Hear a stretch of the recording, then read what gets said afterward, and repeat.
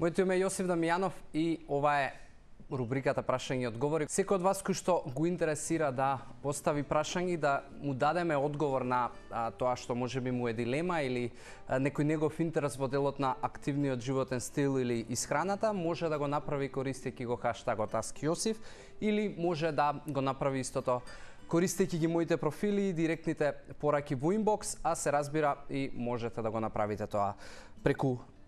телефонските броеви на телевизија Телма. Tracer for a Life Passion, односно тоа е корисничкото име на Христина Панова на Инстаграм. Ми го постави ова прашање и вели која храна ќе ми помогне за хормонален баланс. Христина, имам, мислам, зборувано на слично прашање и тема. Она што јас би ти го дал како одговор и она што го имаме разговарано и разговарано и со некои доктори, што го имам како искуство со луѓе со кои што сум работел, е дека хормоналниот баланс и сите процеси во телото, особено оној сигнален механизам кој што се хормоните, не се засноваат повторно на еден тип на храна или на одредено апче. Се разбира, доколку имаш хормонален дисбаланс, ја би те советувал пред се да се обратиш и кај лекар и да видиш што он ќе ти каже, но во делот на исхраната, ако ги гледаме хормоните по хемиски состав, тие се во најголем дел составени од протеини, односно од аминокиселини, и доколку мене би ме прашала и доколку сакаш да ти споделам искуства кои што јас сум ги имал, она што